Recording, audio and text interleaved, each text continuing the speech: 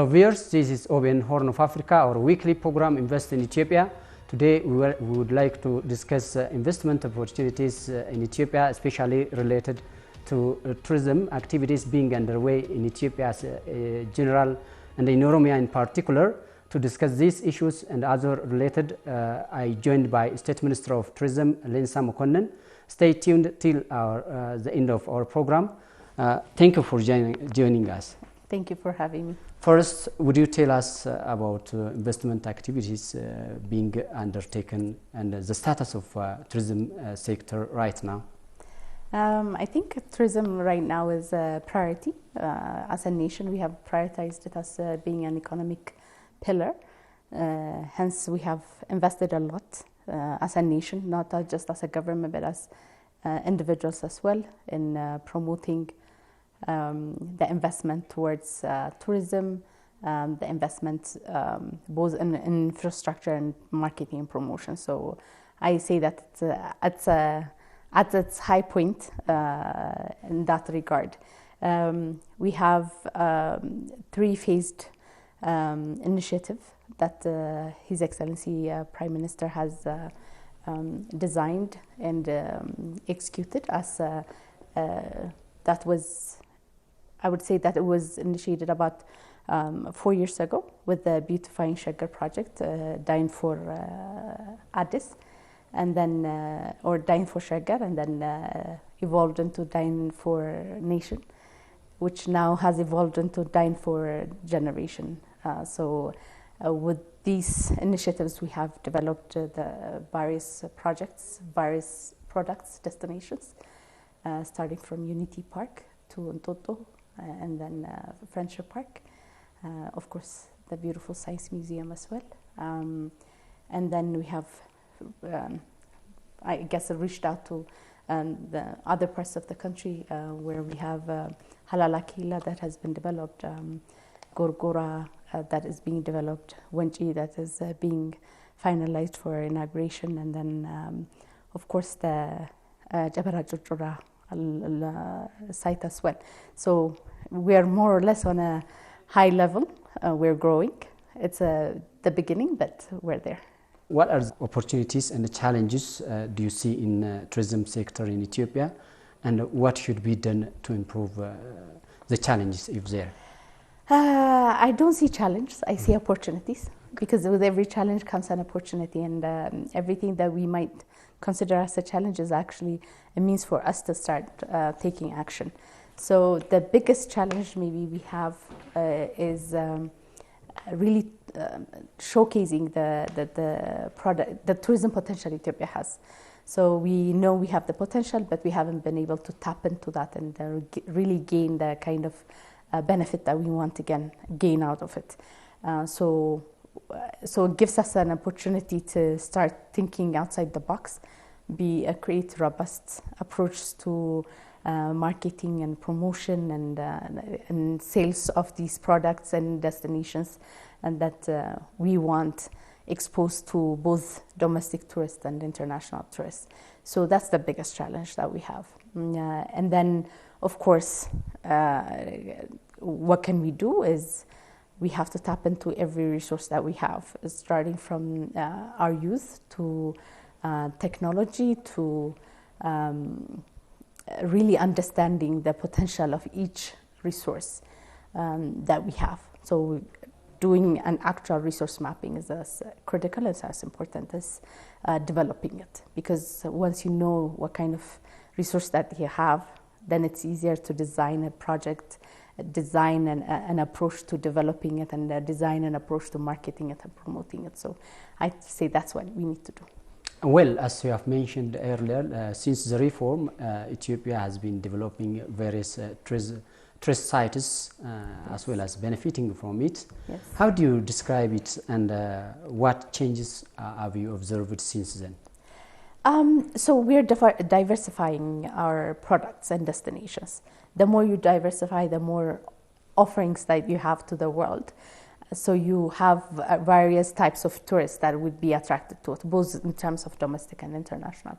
So we have beautiful lodges that are being developed in beautiful sceneries, this mystical views that they present to everybody, that has a niche market of its own that people would want to come and enjoy and experience. And on top of that, the culture, the colorful ambience that we have, starting from our lifestyle, our clothing, our jewelry, our music, and then, of course, the historical aspect of it, and then the heritage aspect of it comes into play. So the more we diversify, the more we have more offerings to the world that people want to come and experience it. So it gives us more opportunity to tap into different markets internationally and compete in terms of actual offerings, actual authentic offerings, more than just imaginary offerings. Yeah. Okay, what is the contribution of tourism in economy of Ethiopia? What the country benefited so far from it, and what it will be benefit? I always see that tourism has always been on the backbencher. Up until the reform, tourism has not really been an economic sector. It's always been a social sector. So with the reform is where our efforts transitioning it to an economic sector has really been initiated and put to use or executed. So with that regard, tourism had a very minimal contribution to the economy. At this point, it's really contributing highly because our service industry has boomed. With that, the tourism sector takes the lead. Is it enough? I say no.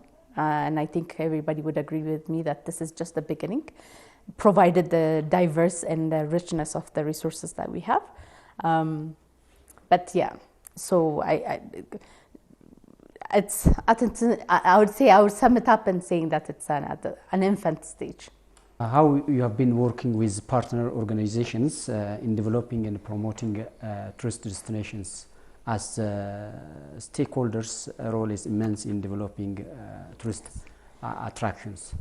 Especially in the DINE4 projects in all three phases, partners both in the private sector, development partners, and at country levels also have contributed to that development, where both in terms of technical support, knowledge support, and financial support as well. So I would say that tourism has taken the lead in making sure that partners are on board and changing our thinking and our views and making tourism a real hardcore economic sector. The private sector has also been very active. Yes, we have had a very dynamic private sector in the tourism sector, where without the economic view, they have taken without the economic view from the government, they have taken a lot of lead and developed both products and destinations that have marketed Ethiopia as a tourist attraction country to the world. But now they have taken a more of a leading role in even coaching how we approach the developments as well, because they have already immense experience in developing products and destinations and packages to market to the world. In terms of individuals as well, these initiatives have given us, you and me, an opportunity to actually be able to invest in these things. So individual level contributions have already been secured for these developments. So there is a sense of ownership that we all feel that because we have contributed, these are our projects and our resources and our sites. And hopefully we will also be taking the lead and saying that this is what we need to protect and make it a heritage that we pass on to the next generation. Well, as you know, now since the reform, the government has taken a leading role in developing tourist attractions in different parts of the country. Yes. What's your plan to engage private sectors directly to invest in this sector? Well, private sector has also been given the opportunity. These projects are not silo projects. These are projects, these initiatives are also open for private sector participation. So yes, we have taken the lead in making sure that we designed our put in place and master plans are there, but it's all for the private sector to develop because it's limited capacity that the government has, and with that limited capacity it has showcased beautiful developments and beautiful execution of ideas into really hardcore actions. So I think the private sector, it's open for the private sector to actually explore possibilities of investing in these areas. I always say that once that the government has developed are magnets, because they're just one or two lodges here, but a tourist would not just want that, they would want more activities to happen. So it gives the opportunity for economic activities to boom around it. So I always say these projects are magnets for more investments to come in, both at a small scale, at a small and medium enterprise level, to big investments from our investors and local investment companies and individuals, I would say. So it is open for that possibility. What is the role of such tourist attractions development in benefiting the local community? Like I had mentioned earlier, these projects would need a lot of resources from around the area, starting from raw materials to build them, to raw materials to actually run them. So starting from groceries to service provisions, to maximum level experience selling for the tourist. It needs the community to be active. It needs the engagement of the community. So the community is going to be the center of these developments. We can take Wenji as an example. You source from the lodge is going to be sourcing from the community. Activities are going to be services like horseback riding. All of these are going to be provided by the communities. So these are inevitably going to be impacting the communities and booming expectations as well, and booming demands as well, which also expands into other services having to be built around there. We have a few projects running, but then there's going to be more services going to be needed, more of our users are going to want to get engaged in the service provision. It goes on, so it's going to be an accelerator for activities to take place. But as always, any development that takes place at one particular place will definitely attract more investment. And I always say, not just the big investments, but also small-scale investments as well, which engages the community directly. And that's the only way these developments are going to be impactful enough. Well, what is the importance of sustainable tourism in preserving heritage sites? You can't develop something and use it and then expect it to be useful just for you. It has to be useful for your kids. It has to be useful for your grandkids and beyond. It's almost like building a house. You don't build a house saying that I'm going to live in it and I don't care what happens after I die.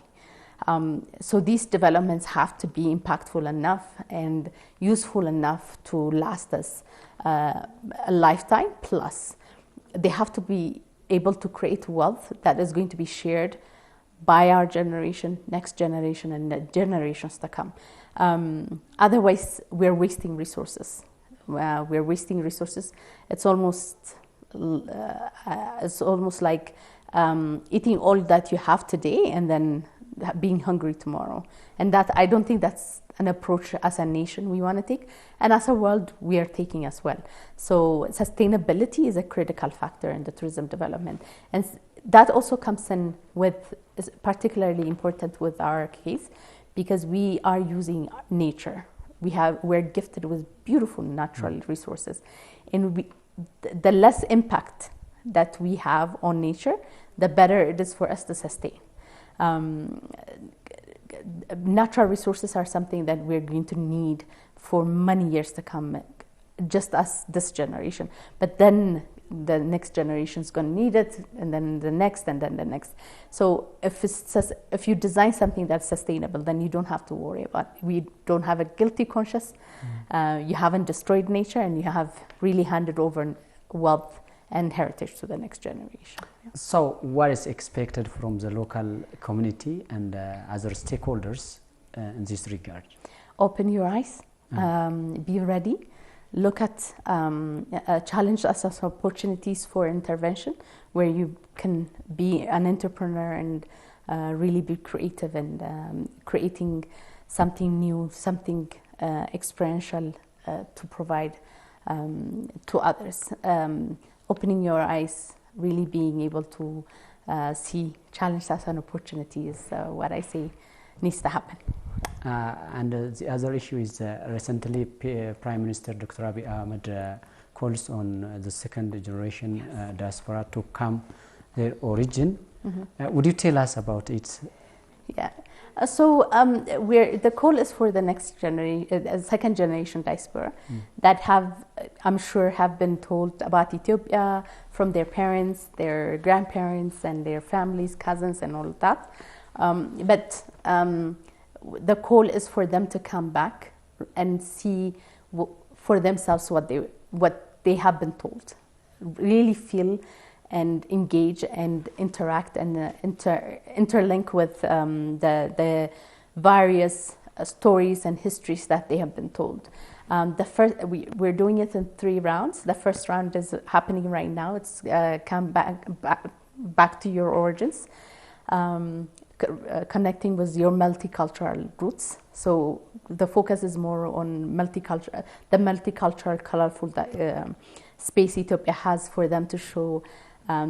To see it, experience it, and for us to showcase that for them. The second phase is going to be more towards the history, towards the connecting to their historical roots.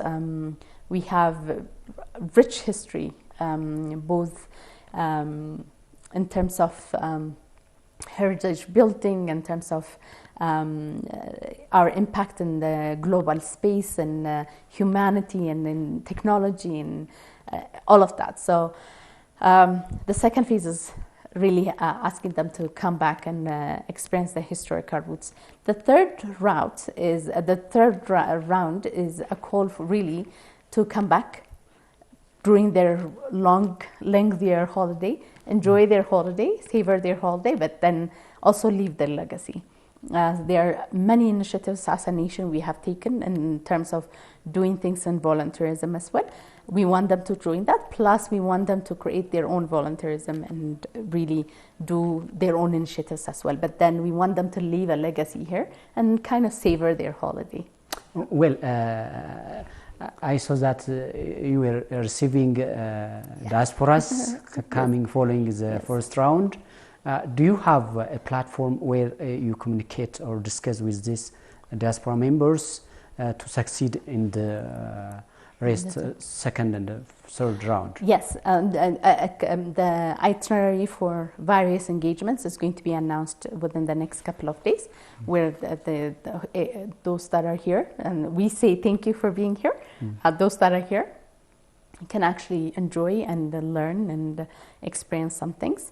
The announcement will happen the next day or 2, but yes, we have activities that are going to be impactful enough for them to keep coming back and invite more for the second and third phase of the call. Okay, another issue is the role of diaspora in promoting tourist attraction of the nation is very immense. Just not only coming home, being there where they reside. So in this case, do you have a platform to communicate with them? Of course, there's our agency, the Diaspora Agency, is very active on that, and I would, for the details, I will defer you to them. But I know there's a lot of initiative where a lot of communication is happening between them and us, and a lot of information can flow between what is happening in Ethiopia, the various developmental initiatives that are taking place, and how they can actively interact with their nation as well. So for the details, I'll defer you to our diaspora agency, but I know that even our platform is being tapped into that as well. PM, His Excellency Prime Minister Dr. Abiy Ahmed has also given an assignment for regions to develop tourist sites. What is the current status of those assignments and how you have been following them? So things are progressing very well, and I think these are informations that they would disclose on their own. But what we assist, we advise, and things have really progressed very well. And I, as a nation, I think we have proven ourselves that we have a good track record if we're focused with the proper planning and with the proper focus. We can deliver. We can plan and deliver. We can set high visions and high standards to the plans that we have, and then also been able to make sure that we deliver as well. So yeah, I think that's where things are. Okay, another issue is the role of Ethiopian embassies in different countries. What is their role in bringing back Ethiopian diasporas and promoting tourism sector of the So country? our embassies and our missions have been very active in promoting Ethiopia, promoting the various offerings that we have as a nation for the tourism sector, and they have taken high interest and high engagement, made sure that they had high engagement and making sure it's part of their economic activity. So a lot of our embassies are very active in that regard, and they have been very engaged and very resourceful in really sharing information on the kind of demand our potential tourists have within their respective countries as well. The respective countries they are stationed at. So yeah, that has really evolved more than the past years. You have also prepared a special package for diasporas who are coming to their origin. What are those packages? They would be announced in the next day or two. Okay. Officially be announced. Okay. Finally, if you have any message before concluding our interview, you are welcome. I say to everybody, make sure you move around, learn about your nation, go around and see other parts of the countries that you're not residing in, and enjoy the various developments that we have initiated, and take this space of learning and really enjoy the tourism potential our country has. Thank you for your time and your deep insight on our program. Dear viewers, this brings us to the end of our today's program. Till the next time, have a good time.